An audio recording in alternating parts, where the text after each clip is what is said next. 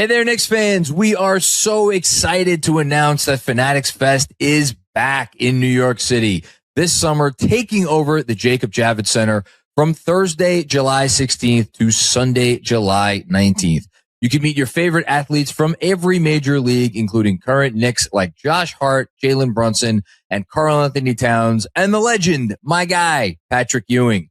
Catch live podcasts and panels featuring some of the biggest names in sports while experiencing interactive activations from top leagues and brands.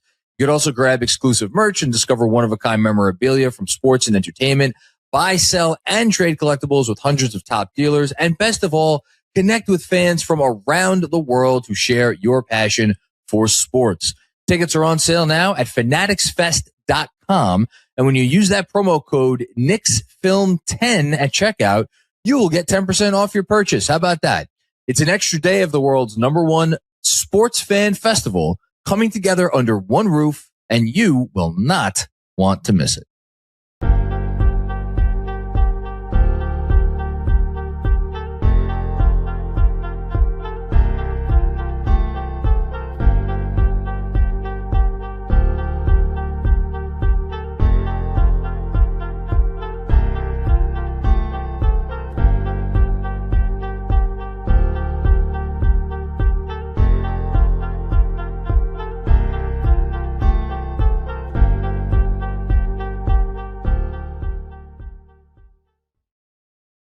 All right, welcome to the Knicks Film School Postgame Show presented by Fanatics Sportsbook, where we are here to talk about one belt, one ass, and one ass whooping.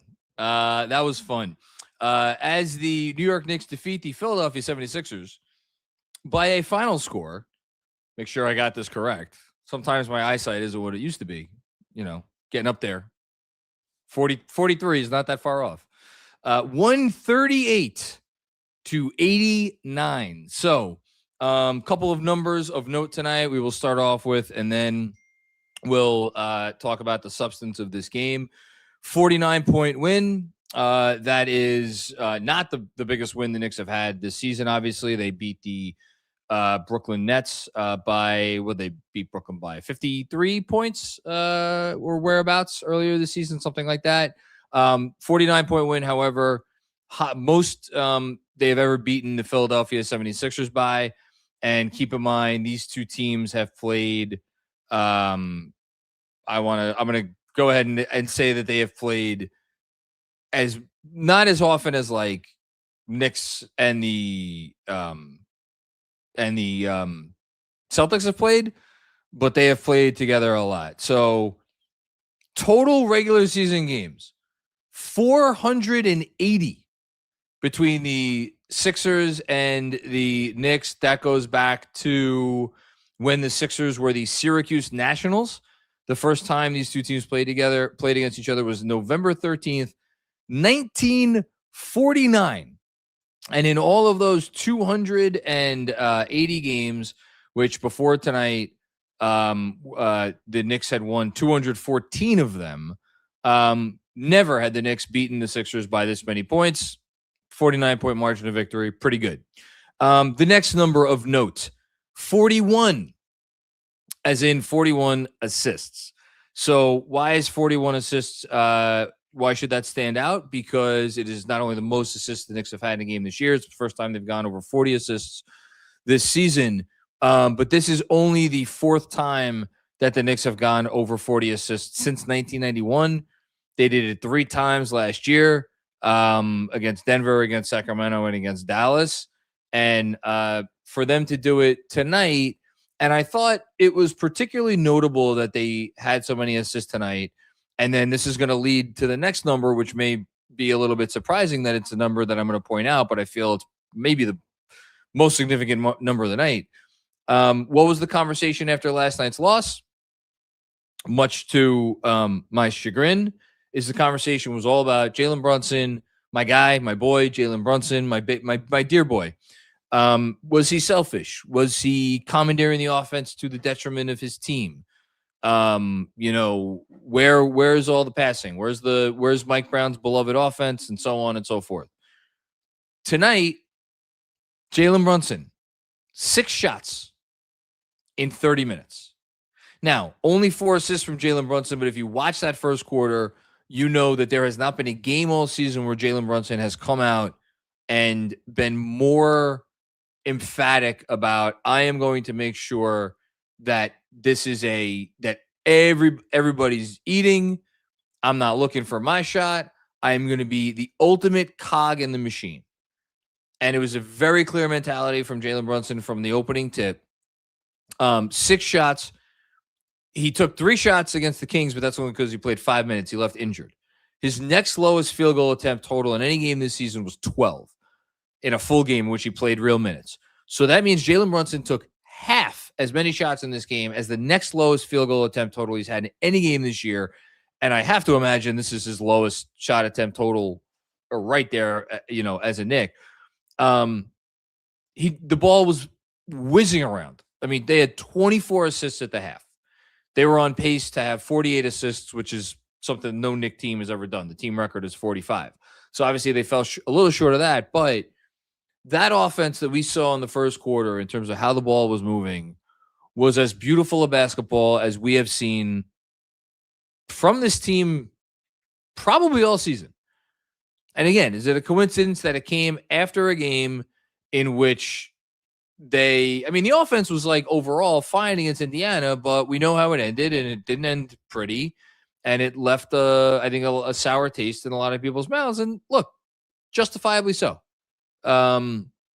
Because ultimately, if the Knicks are going to do anything this year, they're going to do so as a team. And tonight was very much a team win. The next number that I want to highlight, I had one more number. Talked about the 41 assists. So actually, no, those are the big numbers. Sorry. No, there was one more big number. How could I forget? The biggest number of the night, Jose Alvarado. 8 3-pointers made in 13 attempts, tied a career high from him. Every shot he took tonight was a 3-pointer. He did not attempt a single 2-point field goal. Ends up with 26 points, which is not his career high. He's had over 30 in a game, I think, once in his career. The other time he had 8 threes. But this turned into a really, really, really fun thing down the stretch as Alvarado was just taking 3 after 3 and one after another was going in. His final stat line, 26 points.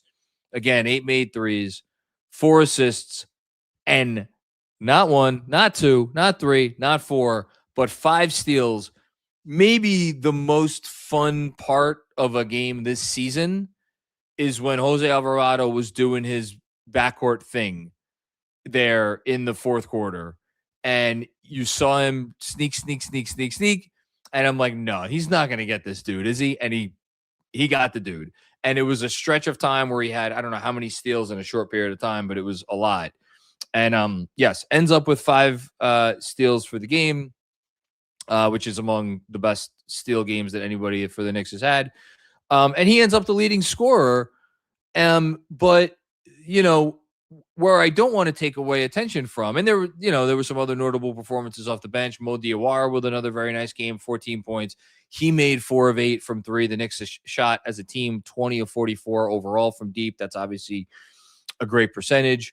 I thought Mitch had a really nice game defensively, one of his better games that he's had all year.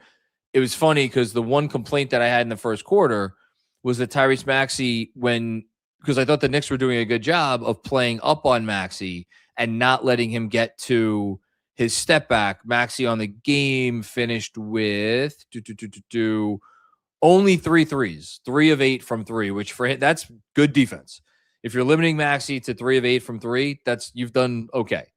But he was putting the ball on the floor and he was getting to the rim, and I didn't love the back end defense, and in particular after Cat exited the game, and I'm like, where's Mitch? And then we found out where Mitch was, because Mitch, I thought defensively in the second quarter especially, really helped change the game. The energy that the second unit or all the units that played in the second quarter, the Knicks outscored the Sixers in the second quarter 36-19.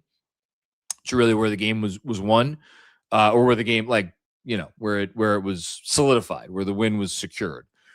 And I thought Mitchell Robinson was a big part of that. But the people I want to talk about are the starters. And I talked about Brunson a little bit already, but I thought, I'm not even sure who to praise the most. I mean, McCall is the obvious one because in the first quarter where, again, that offense was so beautiful, he was in constant motion. And he was in constant motion in the half court. And even more, he was in constant motion in transition when he was flying up and down the court.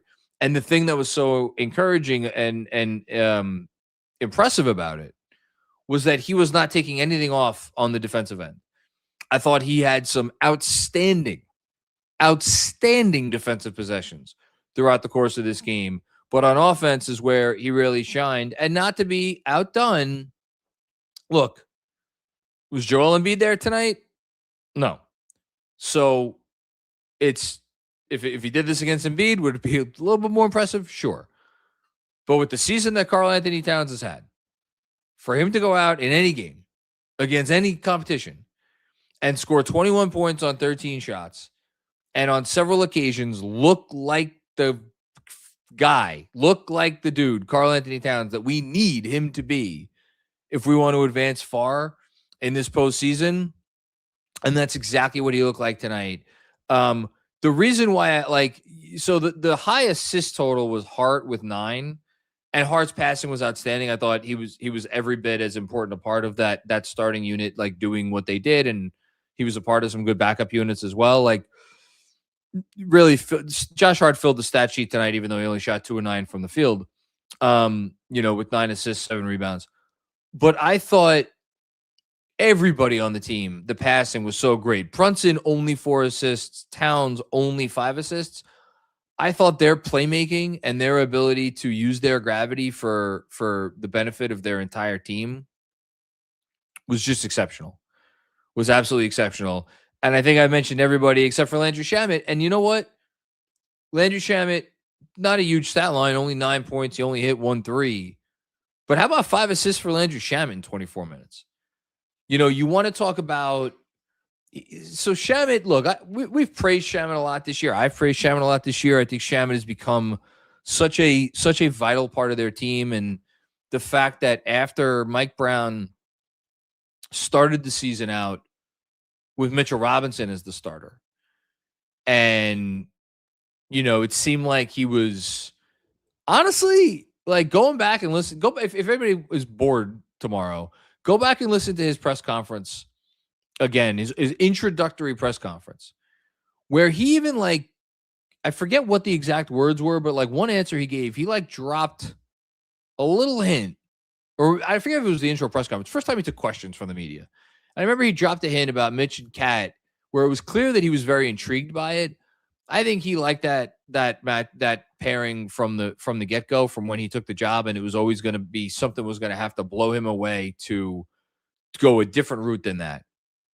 And look, Mitch has been really good. So it's not like Mitch has played poorly. And yet, with OG out, and this is what other guys have been out too, but specifically right now with OG out, there was no thought, even though he'd be justified, I thought. He could definitely be justified putting Mitch back on the starting 5. But I don't think he wants to mess with it. I don't think he wants to mess with Mitch coming off the bench. I think he likes that rotation. But the only reason he's able to do that is if he has someone he's comfortable playing. Now, look, we saw Mo Diawara get spot starts and play 4 minutes. This is a different animal. Shamet fits really well with this group. His movement shooting, his constant motion in general, his tenacity on the defensive end. Look, OG Anunoby is a far superior defensive player to Landry Shamet. But, when this starting 5 has had their struggles occasionally, OG hasn't maybe been OG on defense or on offense for that matter. And Shamet just gives you 110% every minute he's out there on the floor. So really great stuff. Again, that whole 5-man unit to go out there and set the tone that they did, up 16-4 after however many minutes. And they really just never let go of the rope. And you look at it should tell you something when, I know it was a 49-point win, but every single member of the starting five was a plus 20 or more. That's really cool. That's really cool. Every player who played other than Dilly Jones in this game was at least a plus 10. So all the numbers up and down were great. And then look, I'm not gonna do a full like first half of the season, or essentially, I mean, really more like first 2/3 of the season recap, because I don't want this monologue to go on forever. But we are now at the halfway point, or the not the halfway point. That's how many different ways could I screw up saying the same thing? We are at the break. We are at the point where everybody could kind of take a step back, take stock of themselves, see what lies in front of them for the home stretch, and really kind of look at like, okay, what are we as a team? How have we done? What have we achieved?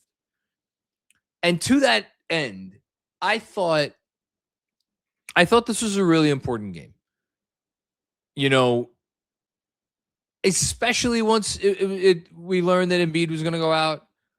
Because, again, you figure, all right, Embiid plays second night of a back-to-back with travel. You know, teams just looking to get into the All-Star break. Like, I was already thinking of ways that I was going to be like, if they had lost the game, come on here and be like, not the end of the world, guys. Team is still, what would they have been? 34-21.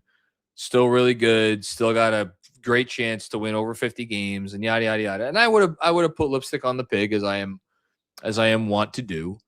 But even if Embiid had played,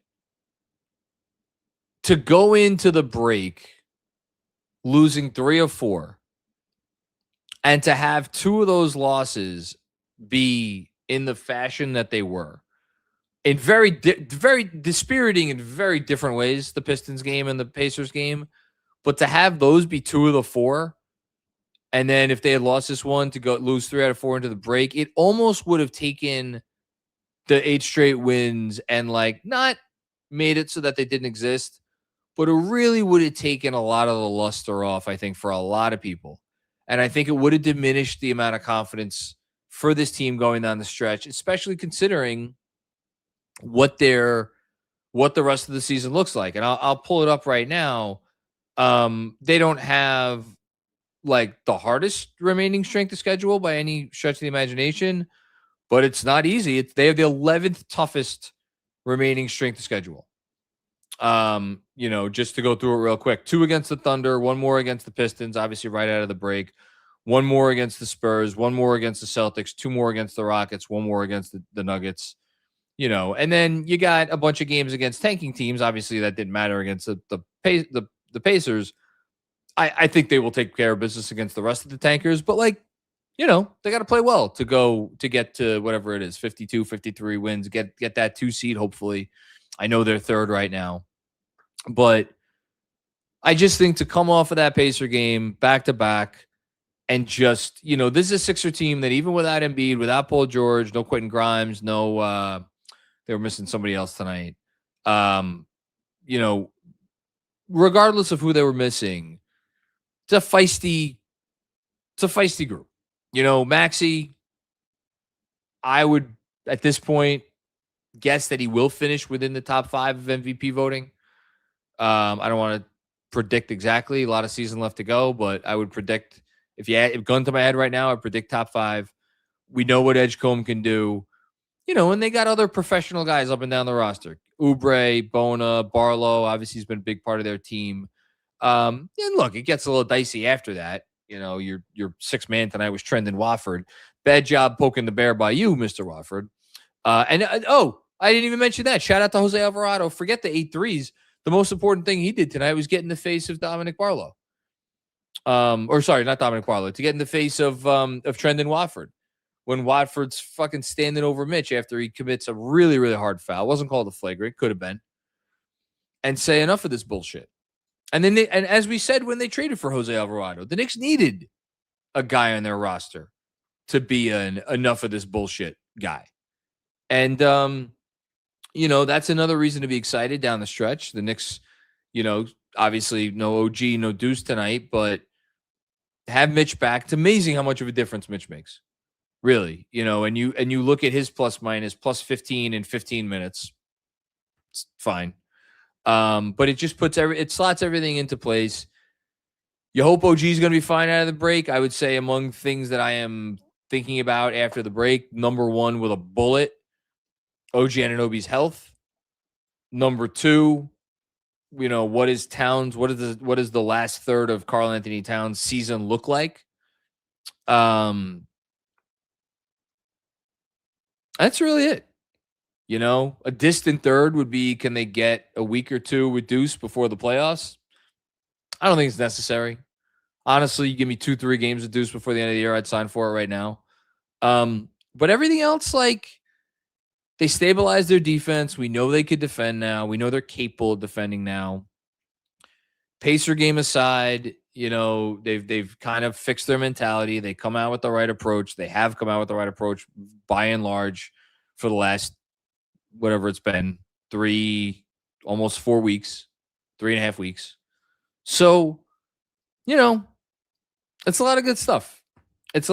Would you like to be in second place heading into the break as opposed to a game back of second? Sure. And I'm looking, why are they only a half a game back in the standings? Is the Boston game not over yet? No, the Boston game is over. Oh, maybe they are just like a half a game back. Unless I don't know, I might be. Well, in any case, they're a half a game back of Boston, and they're a game up on Cleveland.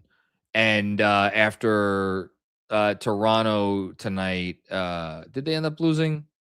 Yeah, they end up losing to Detroit. So they're 2 in front of Toronto. So really, it's about what are the 2, 3, and the 4 seeds going to look like when we get to the playoffs. That's really all there is. I mean, you want to say that the Knicks, all but clinched a top 4 seed tonight? I mean, we can't go that far. But they have beaten the Raptors a couple times, so they own the tiebreaker over the Raptors. So that part of it is good. I think it's about who's going to be 2, who's going to be 3, who's going to be 4. And we'll see what happens. Last thing I'll say about the strength of schedule thing, Boston, 5th hardest remaining strength of schedule. However, Cleveland, 4th easiest remaining strength of schedule. Cleveland completely done with the Spurs, completely done with the Nuggets, completely done with the Rockets. Yeah, done with all those teams. So that's not ideal. And then only 1 game left against Boston, and then they have their game against the Knicks. So Cleveland's going to be able to make up some ground here. The Knicks are going to have to really be at their best to stay ahead of the Cavs, and then, we'll see what happens with Tatum coming back for Boston. But listen, this thing is set up for a really interesting, hopefully fun home stretch in which the Knicks are going to be in a lot of big, important games that are going to matter if you care about standings. And look, people may not care about standings. Frankly, I don't even know if the Knicks care about standings with their approach this season.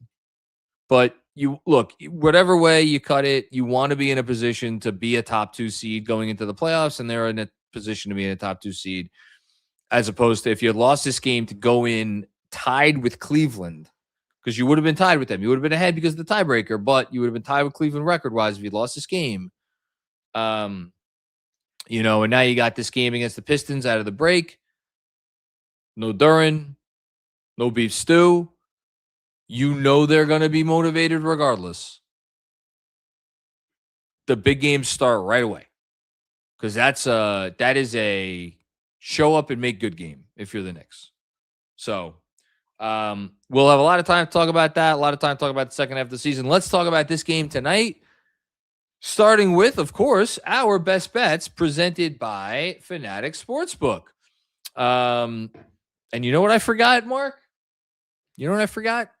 I forgot my beer. Now I'm going to grab it. But luckily, it's right here. I think this may be the last drink that I have before I go down to Florida. I got to save my alcohol consumption for when I'm actually in sunny Palm Beach Gardens. Okay, I'm toasting a 2 out of 3 tonight because great job, Andrew Claudio. Took Tyrese Maxey over 25.5 points.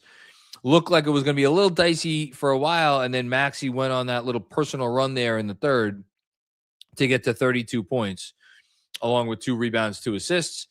So good job by you. Sean took Knicks over 112.5 points. Barely made that one, Sean. That you really sweated that one out. And then Mensa had the faith. He had the faith in Mitch. Just one measly pass to someone who would then make a shot, and didn't happen. Mitchell Robinson, 0 assists in this game. And what a crime, because 1, 2, 3, 4, 5, 6, 7, 8, 9 Knicks got at least 2 assists, and 10 assists, and 10 Knicks got at least 1 assist. Ariel Hukporti got an assist in this game in 10 minutes. And Mitchell Robinson, no assists. Did get 4 blocks, though. So, all right. That's our Fanatics Sportsbook best bets of the game. As a reminder, you can always tell our best bets or fade our best bets, whatever you want to do. You could also check out if when we hit the parlay, you'll know it. You could go in on a parlay with these every game. They are in the Fanatics Sportsbook app before every Knicks game. Go check that out. And yeah, lots more great stuff coming with our betting and sweating and our best bets starting in March. We're going to be doing a fun little competition here that I'm very excited to get underway. Not the best night for my personal betting and sweating picks, but that's okay. It's okay. I'll be back. All right. Shall we do a little super chatting? Let's do it. As my dog is barking upstairs. Why is my dog barking? What possible reason could my dog have for barking right now? Andrew Badow, read today others calling JB a cancer. Yeah. Look, I didn't see any of that. I'm glad I didn't see any of that. There are many days where I am very happy that I am no longer an online person. When the Knicks are winning and the Knicks are doing good, I will take my 5 to 10 minutes and scroll Twitter on an average day. I wasn't going near that app today. I get my notifications still, and we'll do my occasional retweet or tweet, but like, I mean, I don't even know what to say to that. Jalen Brunson, I said it last night during the postgame.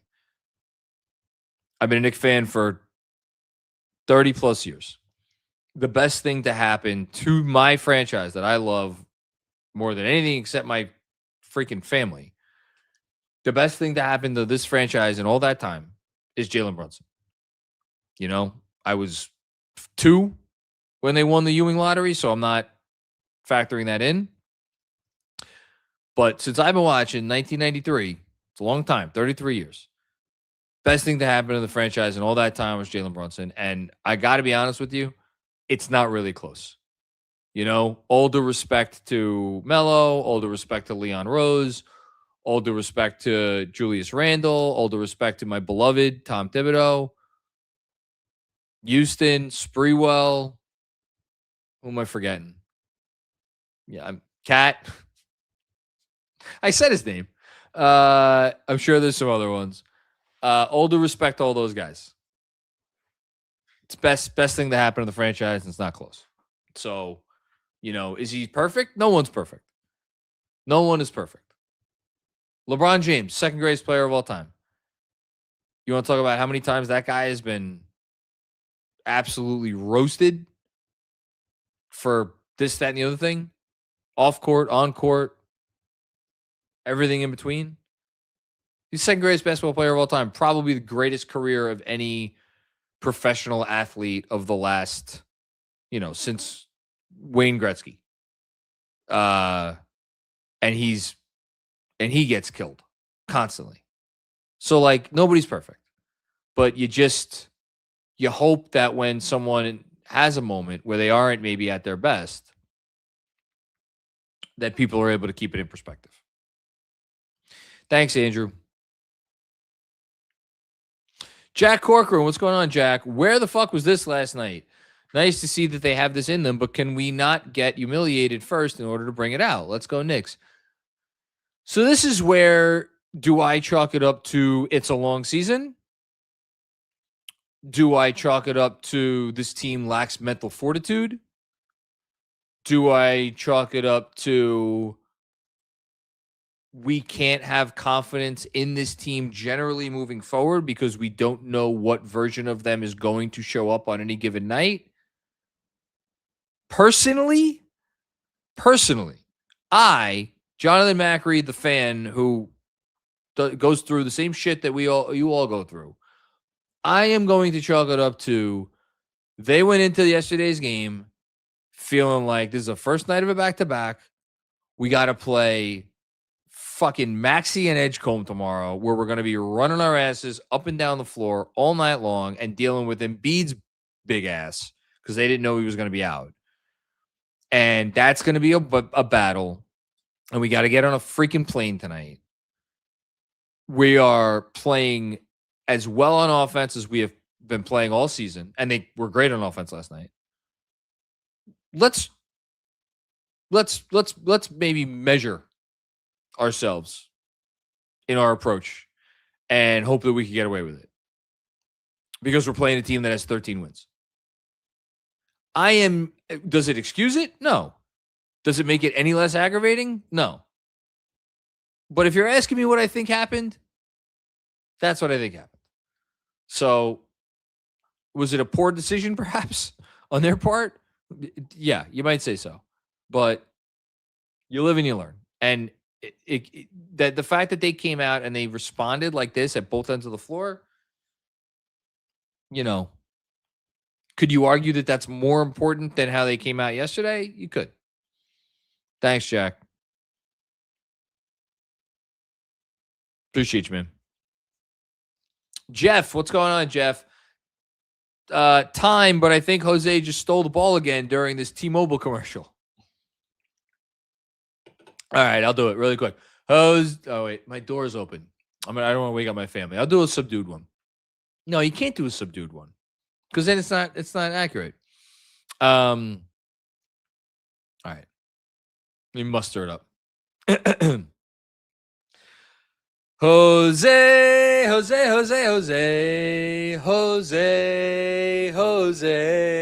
There we go. Okay, I got it up. Thanks, Jeff. Appreciate you, man.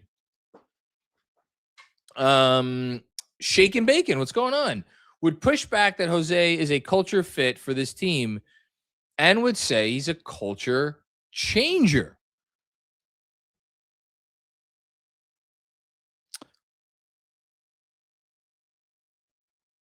Can I split the baby? Could he be a culture solidifier? Could he be a culture adjuster? A culture nudger. I think I like that one. The least alliterative thing of any of those options. I think he's a culture nudger. Here's the thing. I don't think the Knicks culture was bad. I think they have had locker room issues. I think they have personality issues where certain guys just are not natural fits, which, by the way, is not like uncommon. That's not a crazy thing. Like, there are plenty of teams that win a lot of games where not everybody's best friends, not everybody always sees eye to eye, not everybody goes about their business the same way. But it has clearly affected the play on the court at times since this general core has been put together. That said, I still think that they have a locker room full of guys who are in their own way about the right things more often than not. And might Jose be the sort of guy that could come in and help solidify the good stuff and maybe not eliminate the bad stuff, but like make it so that the bad stuff is not rising to the top because like there's good stuff to go over it. I don't know. I don't know if I'm phrasing that correctly, but you get where I'm going, I think. Speaking of Jose, I should have saved my chant for this. He's been here for 3 games, and he already gets Defensive Player of the Game. Congratulations, Jose. The hard hat looks great on you. The vest looks big a little bit. And that's nice. That's a nice picture of everybody. Now we're going with the white undershirts, probably because they wore the white uniforms. Who's that with a big smile? Is that the picture's a little slow on my screen? Is that Trey Jemison? Between Huck and McCall. Okay. Looks like Mo has a big smile too. Cat, big smile. Got Dylan Jones back there. Yeah, it's a happy group. Happy group. Congratulations, Jose. Austin, what's going on, Austin? Offense was ferocious. I saw a team that could win it all. Was this Cat's most encouraging game of the year? The most encouraged that I have been by Cat all year has been how he came back after he went out with the bloody eye against Denver. The version of Cat that I saw come out of that tunnel and go back onto the court and do what he did, I was like, holy shit, there he is. I don't know that I would go quite as far tonight. I think it was among the 5 best Cat games of the year for sure. Can he build on this now? I hope he can. I think he can. Let's see how he does against Detroit, because here's the thing about Detroit. Doesn't matter who they're down. Doesn't matter. No Duran, no beef stew. Doesn't matter any of that. They're going to play Cat tough. So let's see if Cat can take this momentum and bring it into that game after the All-Star break. Hopefully he has a good All-Star game. He's competing. So we'll see. But yeah, it was an encouraging one from Cat. And again, he's got to make it continue. We got to take what he's seen or what we've seen here the last couple of games and keep it going. Thanks, Austin. Tony, what's going on, Tony? 53 total missed games amongst the starters, plus Deuce up until this point. And I'm guessing you're not even counting Mitchell Robinson. Last year for the entire season, the starters plus Deuce missed 58 games. Mike Brown deserves so much credit for the job he's done. So I'm in the process of writing my taking up Benji's mantle here, except I'm doing it for the newsletter. Writing my All-Star break grade. So grades through the first essentially 2/3 of the year. I've graded all the starters. I'm going to grade the prominent subs. And then I'm going to grade the coach. And I'll grade Leon Rose too, probably. I would say... So here's the thing. If we were just considering the Knicks on the court, because of Cat struggles, because of the injuries that you're talking about, all those things, I think Mike Brown would get an A-. Where I am going to struggle with his grade, and I'm just being transparent, is we know, because it's been reported on, to say nothing of the fact that each of these individuals have said things in front of microphones. The Brown and Cat, it's that has not been a match made in heaven. And one could suggest that part of the reason the Cat has struggled is because Mike Brown has maybe not handled that situation as well as he could have. So how does that factor into Mike Brown's how we assess Mike Brown's first year as Knicks coach? I don't pretend like I have the correct answer, but I do feel like that needs to be factored in. What I will say to your point about the injuries is I think the Knicks, by and large, have done, or Mike Brown has done, exceptional work navigating guys who have been in and out of the lineup. The one thing I will note is, and we could kill the front office for that, at times the team's depth has not looked good enough. That's all fair. Them recognizing how important it was to bring back Landry Shamet and have Landry Shamet be on this roster. And Mike Brown, and this has been reported on recently, Mike Brown said, I think when he interviewed for the job, I forget if it was Mike Breen or somebody saying this recently, But when he interviewed for the job, he's like, I think Landry Shamet could be a real player for us.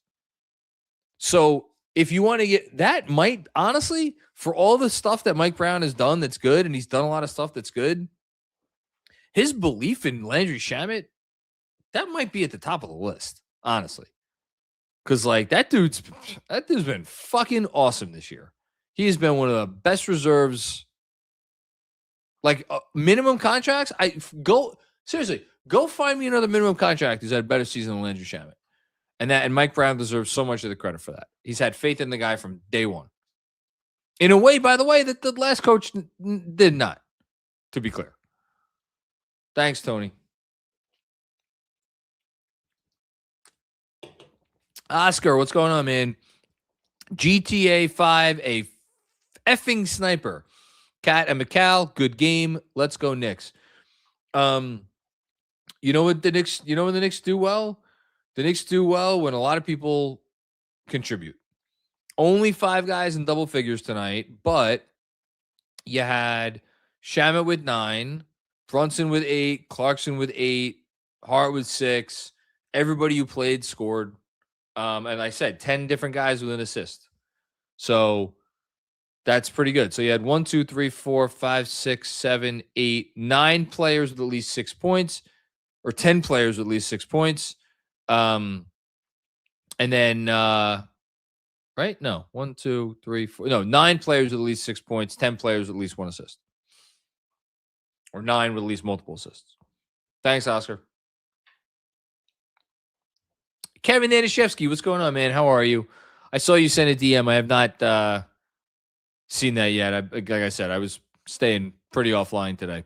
My best prediction before the year was that McCall was going to make all defense. Not our best defender, but with us finishing near top 10, he'll get it. Near all-star this year, in my opinion. I'm not going to spoil what grade I gave him for the newsletter. I think I was pretty positive on McCall. Maybe not as positive as you are. I don't think he's going to get all defense. I'm telling you that right now. I would actually be very I think he might get a vote or two. I do not think he's going to make it. I do not think he has played at nearly an all-star level this year. I think if you want to go through the East and you want to go through like best players in the East, I'm really doing this off the cuff, but like, well, how about this? Has he been the 3rd best Knick? Has he been better than Cat? Cat's an all-star, obviously. So the coaches would disagree with you. I'm not sure. Look, I would have that conversation. Has he been better than OG? Well, he's played a lot more games than OG. And he's been more consistent than OG. OG has also had about 2 different stretches of 10 games each where he's looked like forget an all-star, like a borderline all-NBA player. And then he had 20 games where he was kind of bad. So what do you do with that? So again, is McCall been the 3rd best Knick? I don't know. But like in the East this year, he's probably been 8, 9, 10, 11, 12. Has he been a top 20 player in the East this year? I'll give you top 25. I'll give you top 25. Top 20 might be pushing a little bit. I'll give you top 25. That's fine. That's fine. It means you're roughly a top 50 player in the league, I think that's fine. That's fine for McCall Bridges. Anyway, thanks, Kev. Another one from you, by the way. Call me crazy, but there was a non-zero chance. Oh, my God. You always scare me when you start off comments like this. That the Knicks go 10 deep in the playoffs for the first time since #WeHear. Starters plus Deuce plus Landry plus Mitch plus GTA plus Mo if Mo sustains this. So if they're healthy, when is Mo playing? Because like we've already kind of seen that Mike Brown, he does this weird thing with his rotations where the guy who he thinks is his best sub his best perimeter sub off the bench, oftentimes, and most of the time, is not the first sub in the game. And he's been doing this thing with Clarkson. He has done it with other players throughout the year where, for whatever reason, he saves. Like a lot of times, like Deuce was like not the first sub to check in when Mike Brown clearly, I guarantee you, Mike Brown values the hell out of Deuce and thinks Deuce is awesome. But so what does that look like if everybody's healthy? Landry's probably the first sub in the game on the perimeter, along with Mitch, along with, you know what? Maybe to give one of the wings a rep, because what are you doing, right? Let's really game this out. I appreciate the comment, Kev. You're keeping Brunson in the whole first quarter. So you're putting in let's say Landry for one of the wings. You're probably I forget which wing usually goes out first, but it's either Hart or McCall usually. And you're putting Cat in or Mitch in for Cat. Do you put Mo in there for literally a 2-3 minute stint just to buy one of your other wings an extra few minutes of rest? And then you roll for a few minutes with Jalen, Landry, Mitch, Mo, and would be probably Bridges or Anunoby. And it's funny, I say Bridges or Anunoby, and yet, you know what numbers I was looking at today? And I did a whole newsletter earlier this week or whenever it was, last week, on how a lot of these numbers are like, we should take them with many grains of salt, and we should. That said, I did find it kind of amusing that when the Knicks this year have had Jalen Brunson, Josh Hart, and Mitchell Robinson on the court together in probably over 500 possessions after tonight, I don't know what the updated number is going to be. It's not going to be very different because it was in like 480 possessions or 485 possessions coming into tonight. Scoring 133 points per 100 possessions. That's what Jalen Brunson and two guys who do not space the floor, or one guy who doesn't space the floor at all, and another guy who's shooting 41% from deep this year, or at least he was coming into the game. Where did Hart go from deep tonight? I think did he hit a three? He was 1 of 3 from 3. So his 3-point percentage isn't going to go down that much. But teams guard him how they guard him. And yet they're scoring the freaking bejesus out of the ball. What does that tell you? Well, one, it tells you Jalen Brunson's really good. And two, it tells you more than traditional spacing concepts. When you have a heliocentric Brunson-led offense, the most important thing is to just get players with Jalen Brunson who Jalen Brunson feels comfortable playing with and likes playing with. That's what that tells me. And then, oh, by the way, you're going to crash the boards like fucking crazy. And you're going to have guys who know how to defend with Jalen Brunson because guess what? Mitchell Robinson and Josh Hart have had a lot of experience doing? Playing defense with Jalen Brunson on the court. Josh Hart, obviously, going back to Villanova, and Mitchell Robinson's been here since Brunson got here. So, yeah, just something to tuck away. But on the Mo point, look, I think he will get minutes, like non-garbage time minutes in like the first round. Am I willing to say that Mike Brown is going to go to a 10-man rotation? I don't know that I could say that right now. Thanks, Kev. All right. Sergio Escobar, what's going on? Am I a bad fan? No, you're not a bad fan, man. You're watching me. You can't be a bad fan. I was so upset about last night. You like that, Mark? I was so upset about last night's loss that I couldn't even enjoy this win as much as I should have. Enjoy Florida. I will enjoy Florida. My vacation will start probably on Friday. I don't know what we're going to do on Friday night.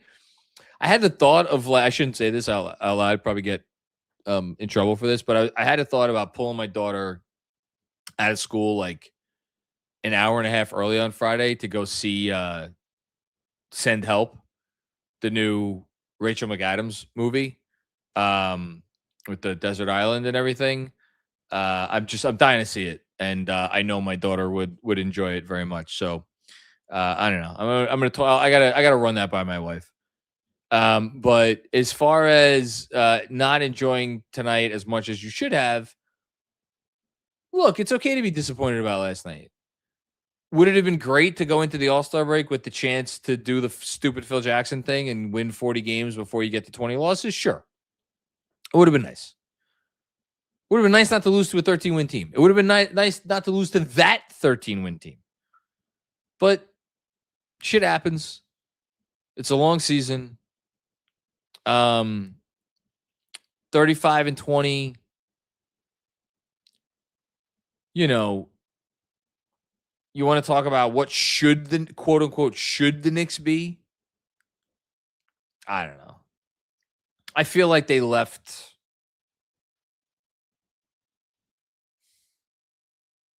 Feels like they left 2 or 3 wins on the table. Feels like they left 2 or 3 wins. Yeah. I'm actually going to look at their schedule right now that they've played so far. Anyway, all right, next up.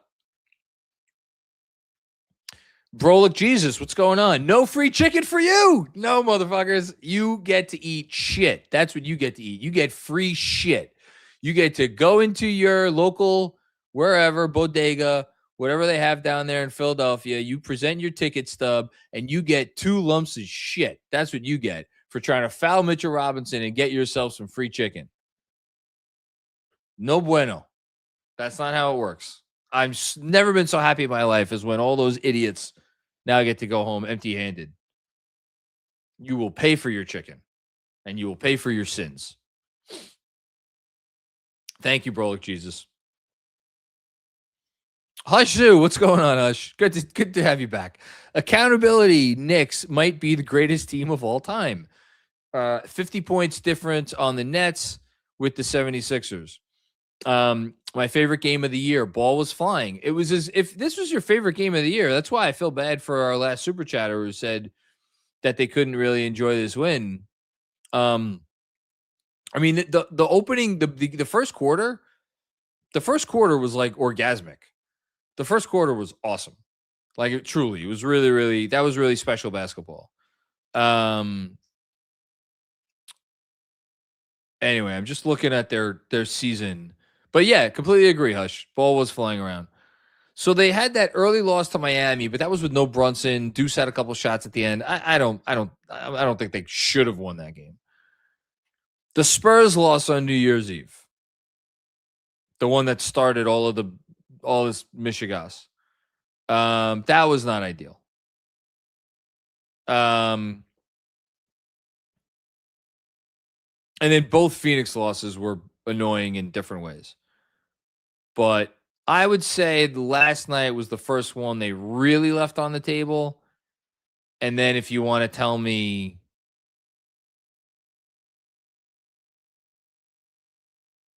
the Spurs game that they should have closed out. So what should they be? They should probably be 37-18.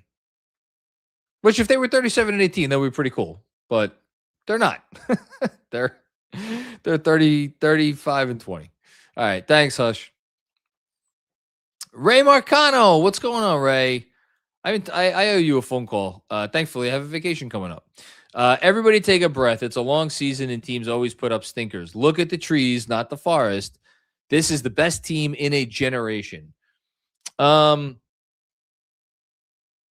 think it's better than last year's team.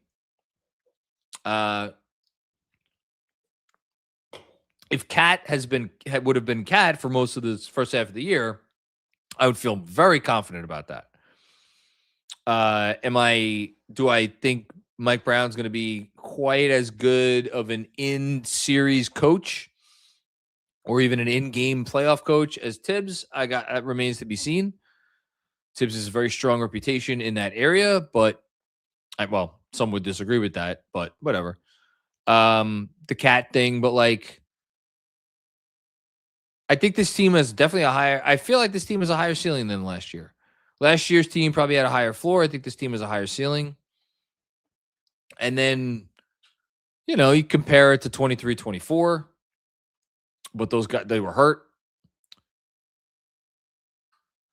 I mean, a generation, so you're going back. Yeah, Mid-90s. Different league back then, but in terms of like chances to win it all, I think this team has as good or better chance to win it all as the 96-97 team, for sure. I don't know if they have good odds as the 93-94 team, but yeah.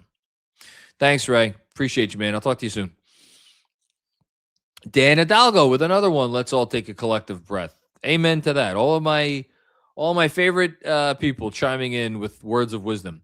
Spoiler alert to the Doomers. We aren't going to win out the rest of the season. What would be an acceptable remainder of the season? So they have 27 games left. So they were exactly 2/3 of the way through the season. I really would like 53 wins. To get to 53 wins, they would have to go 18-9. So they have to win 2 out of every 3 games. Can they win 2 out of every 3 games? I'm going to read like rapid fire. Rapid fire. Here's the games. I'm not even going to do at or home or away. Detroit, Houston, Chicago. I'm kind of counting for myself. Cleveland, Milwaukee, San Antonio, Toronto, OKC, Denver, LA, Lakers, LA Clippers, Utah, Indiana, Golden State at home, Indiana, Brooklyn, Washington, New Orleans. You better clean up that stretch, guys. Oh boy. Charlotte, OKC, Houston, Memphis, Chicago, Atlanta, Boston, Toronto, Charlotte. There's 18 wins in there. I think there's 18 wins in there. I think there might be exactly 18 wins in there, but there's 18 wins in there. 100%. I don't know if they're going to get it, but I think there's 18 wins in there. Thanks, Dan.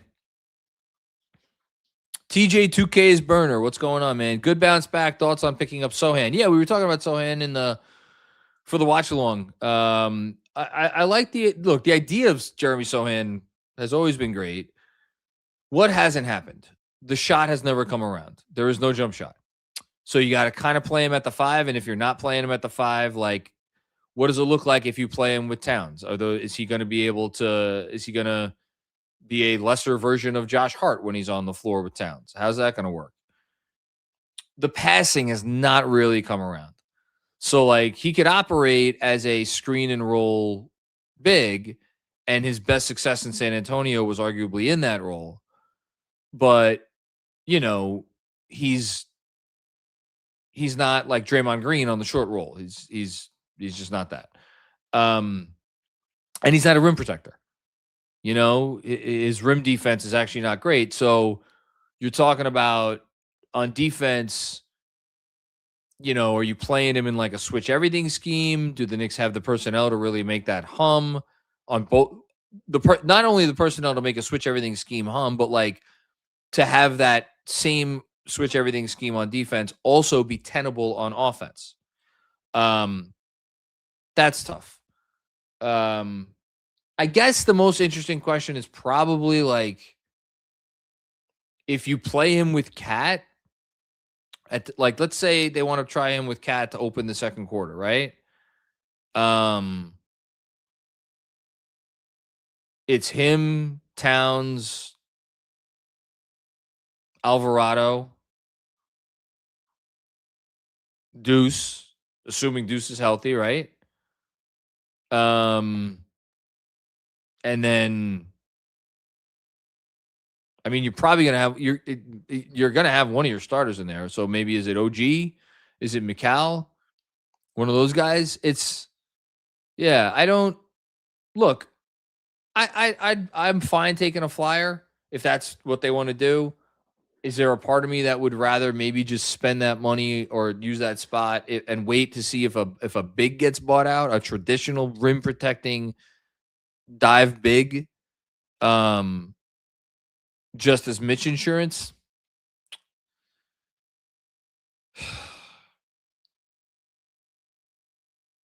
I'd probably lean Sohan just because, like, who knows? Maybe you catch a little lightning in the bottle, and like, even if he doesn't help your team this year, maybe he helps your team next year.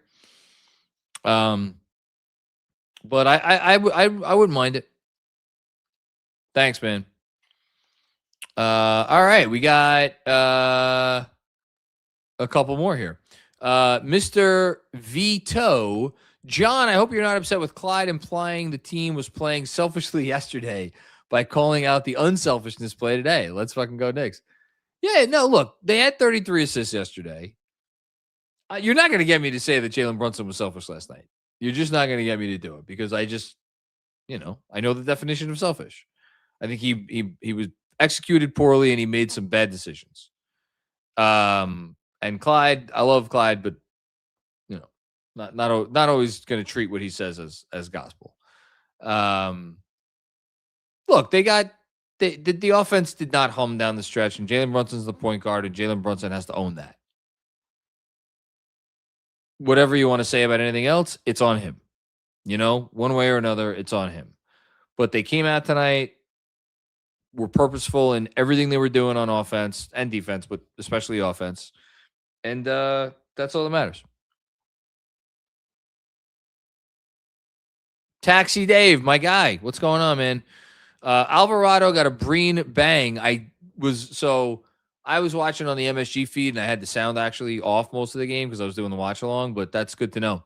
Enjoy All-Star Weekend, Knicks Film School, and thank you for your great coverage. Well, thank you for following along. We are only able to do what we do because we have such great support from folks like you, Dave. Let's go Knicks with a great rest of the season. Jose, Jose, Jose. You're only getting one truly vocal Jose. Thanks, Dave. All right. I think we're doing our stat of the game. So 41 assists. I talked about this a little earlier. Shout out to Jonah Kaufman. It is their season high. Previous high was actually 35. I did not realize their previous high was so low, at least in comparison to last year. Last year, again, they cleared 43 times. And I'm pretty sure they cleared 35 a couple other times. Only the 10th time in franchise history with more than 10 assists. 10 different players recorded an assist tonight. Every starter had at least 4. And then this is the more important number for me because the one thing that you will notice about a lot of their high assist games, just listen to some of the point totals. 128, 143, 145. This is going back throughout history. 143, 150, look, they scored a lot of points tonight. 138? It's a lot of points, but like the assist percentage is even more impressive. Like an 85 assist percentage, that's really high.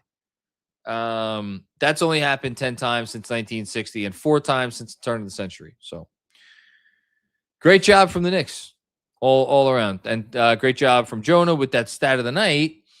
And on that note, we are going to do, provided I can pull up my freaking the correct page here, a quick word from our friends at Mood. What is Mood, you might ask? Well, it is the gummy that is exactly the sort of gummy that you want and you need. It's not a one-size-fits-all situation. No. That's not what they do. It is more in line with, what you actually desire. Why am I talking about Mood?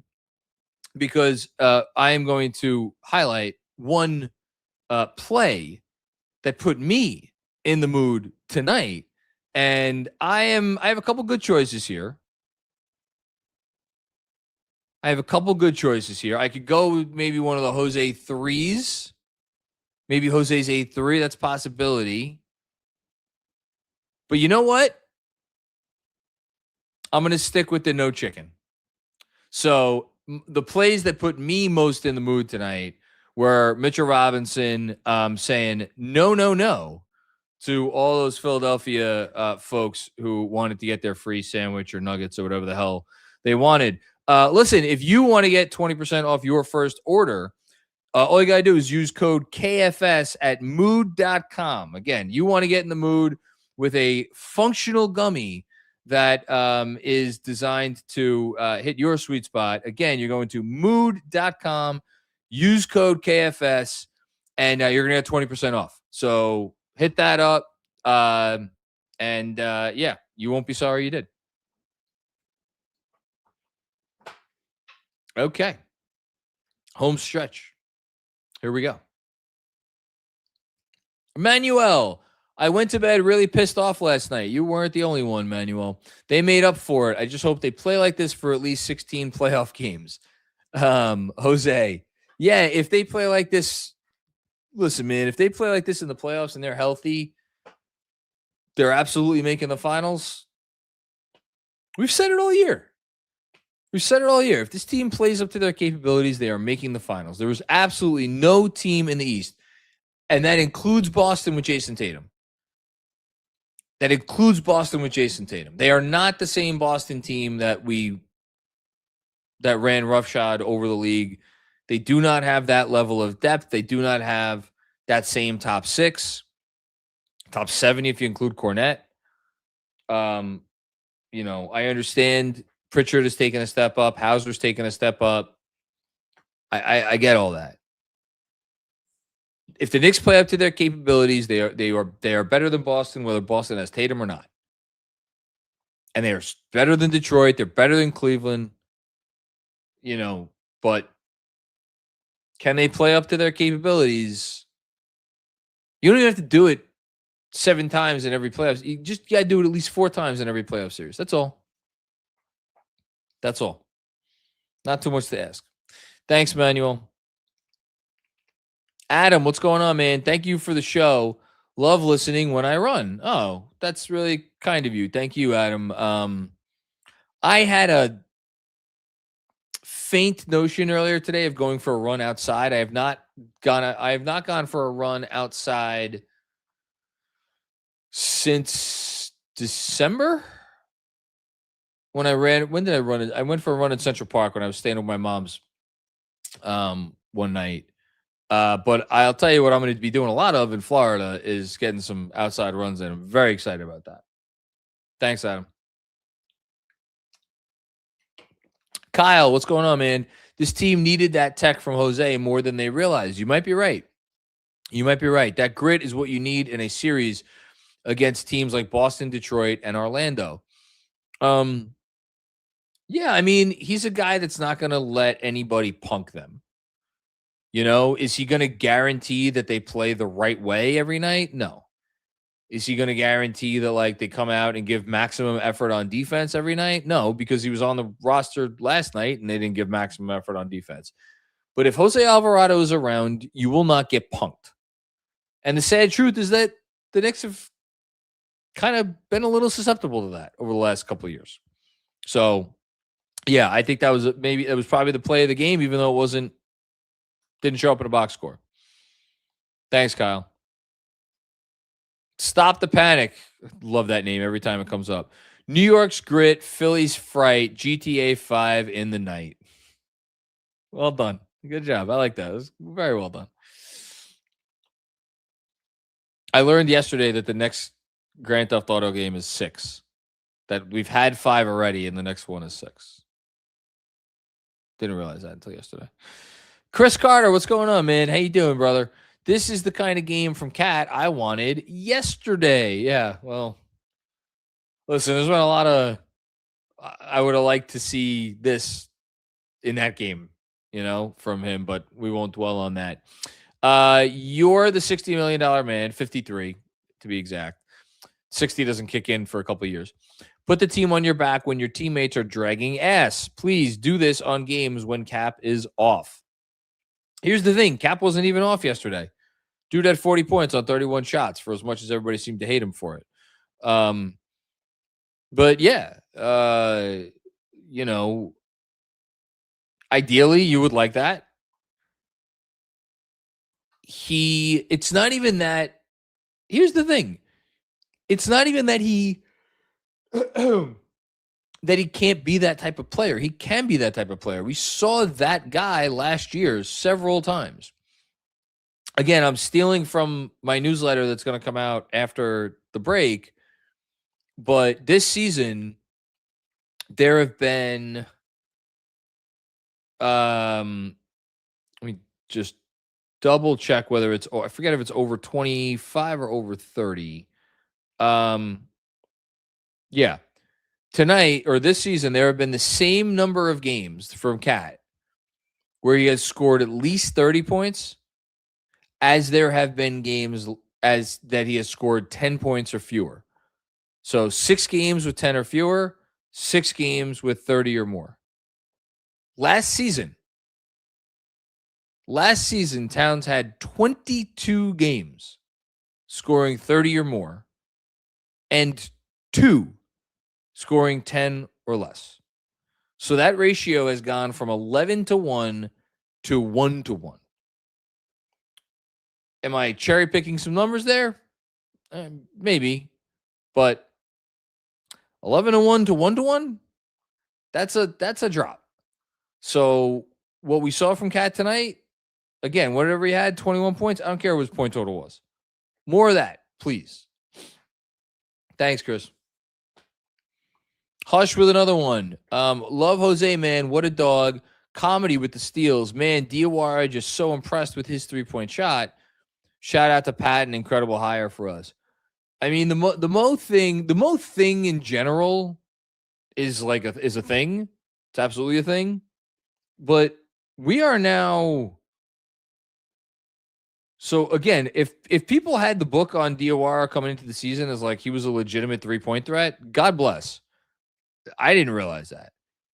He is now 26 for 63 from deep. 26. That's 41.3%. Dude's shooting 41.3% on the year from 3. What would you have been more surprised by if somebody told you before the year that Mo Diawara was going to A, get into 45 games before the All-Star break, B, put up more than a 3 a game, C, shoot 43% on those threes, or D, that Josh Hart would be at above 40% from 3 on way more volume? I don't know which one of those would have shocked me the most versus the least. Honestly, probably that Mo Diawara would have gotten in 44 games. You know what I would have set the over-under on Mo Diawara games before the All-Star break? I would have set the over-under at 7.5. And they would have all been blowouts. Thanks, Hush. Kid's been a revelation. Jessica, what's going on, Jess? Jess puts the song notes in here, but I can't do that. I can't get me singing here. 11:20 at night. Jose, can you 3? Jose, can you 3? Jose, can you? No. Hold on. You want some help? You want to do it? You want some help?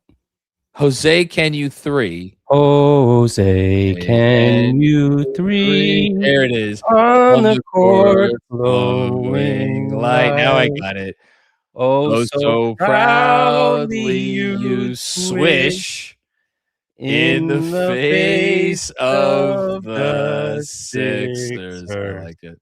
That's it. 49-point lead. No bomb and beat. I did not know you had that vocal range. Yeah. You're a singer. Used to be. I used to sing this quite often, so Why? I mean, in high school, I sang, and I played basketball too, so they would sometimes have me sing before the games that I would play in, which was kind of cool. But I was in show choir, stuff like that. Little ditty. Yeah. This is the most amazing piece of information I've found out in years. I haven't done it in a while, so I just you gave me a prime opportunity here. Should we have a Knicks Film School barbershop quartet? You know, there was one moment where not including me, to be clear. I thought I heard Benji hum a tune on a post Benji game. has I don't remember. I was gonna say my ear caught it, and I was like, I think he could sing. So maybe Benji has a voice. Benji by has the a voice. way, obviously, I didn't get a chance to say it. Oh, but yeah. Condolences to Benji and his entire family for the loss of his mom. My thoughts and my heart are with you, brother. And we're all wishing our best to Benji. Yeah.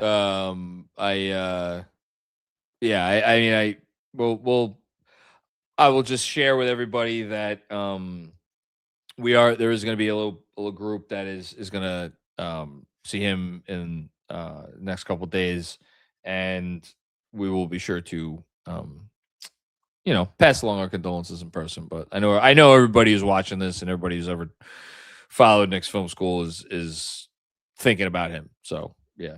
Good call by you. And thank you for the vocals. This is a special treat. You got it. All right. Home stretch here. Move on. Yep. 8 more. 8 more. Okay. I'm out. Rowan B. Hey John, like the McCall Cat actions. Me too. Those guys have quite a little connection on offense. McCall can get Cat the ball easier than Jalen. Feels like post entry passes are a lost art. It's not Jalen's strength. McCall's taller. McCall has longer arms. You might be onto something there. You know what? I'm gonna look something up real quick. But you put up the next super chat. But you got me thinking about something here. PQ from BK, what's going on? How are you, my friend? JB understood the assignment. Move the rock. Yes. Yeah, you could tell right from Jump Street that's what his MO was tonight. And he did it. So great job by him. Thanks, PQ. And then another one from PQ. Kind of sad our enforcer is 5'9". Listen, you take him any way you could get him, right? Okay. Cat. Yeah, tell that to Mark Williams. Good call, Mark. All right, so let me see this here. Cat passes from. So Towns this year on passes from Bridges. This is interesting. Bridges has 37 assists to Towns this year. Hart has 41. Brunson has 40. Kolek has 29. On 2-point field goal attempts that Cat has taken off of passes from Brunson, he has hit 47.5% on those 2-point field goal attempts. Now, 47.5%, that may not sound impressive. Wait for it. His 2-point field goal percentage on passes from Brunson, 42%. On passes from Hart, 43.6%. On passes from Deuce, 41.1%. On passes from Kolek, 43.3%. And then here's maybe the most interesting number, although it has come on lower volume. On passes from OG, 54.8%. So this is fascinating. Now, you could tell me that part of this is because OG Cat, McCall Cat, they're playing with him primarily against these backup units where Brunson is not on the floor. And that's why the shooting percentages on 2-point shots are higher off of passes from OG and McCall. Whatever it is, Cat's shooting a hell of a lot better off of passes from those guys than he is from any of his guards or Josh Hart. And then on 3-point attempts on passes from McCall Bridges this year, how about this? Cat's had more threes off of passes from Bridges than from any other Knick. He's 19 of 49, 38.8%, which is great. Interesting stuff. All right, next up. Z Raheem, what's going on, Z? If this medical staff's program on Mitch ever got him to 65 games played, the ceiling on this team is scary. At this point, I really don't even care. I don't even care. Mitchell Robinson, the whole point of this whole thing, and yes, we should put up this Mitchell Robinson tweet. No chicken for you, bud. You got that right. The whole point of this whole workload management thing is for those 16 games that count. That's the whole thing. Obviously, you got to get there. No Mitch last night. That hurt. No Mitch every game. Anytime you don't get Mitch, it hurts. But the whole point of this whole thing, get him healthy for April. And then unleash him. That's it. Thanks, Z. OG team, what's our record with and without Mitch? I'll tell you right now. Record with Mitchell Robinson this year, 24-14. Hold on, that's a lie because he played tonight. So 25-14. So record without Mitchell Robinson, 10-6. So obviously better with Mitch. Bigger discrepancy? Josh Hart. Knicks without Josh Hart this year, I believe it's 6-6.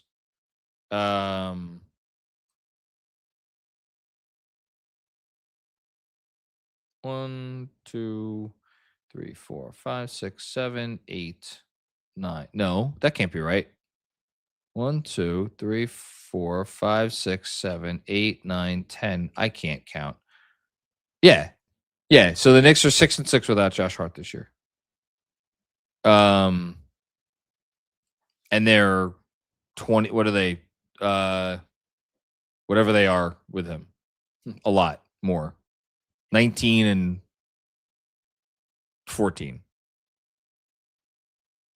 No, did I do that math right? Yeah, I think so.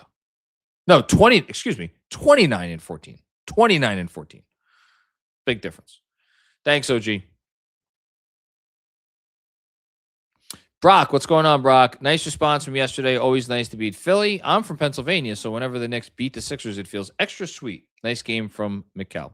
Yeah, good to see McCall go back home and have a good game. He was awesome. And, yeah, screw Philly. To hell with them. They stink. Sam G, where was this effort last night? You know, like I said earlier, I think they were just trying to be a little conservative, and they got a little too cute. That's all there is to it. Nickelodeon, Diawara equals 3D, the Android, Dior, DIY, D Warrior. That's a lot of nicknames. Which of those do I like the most? Diawara,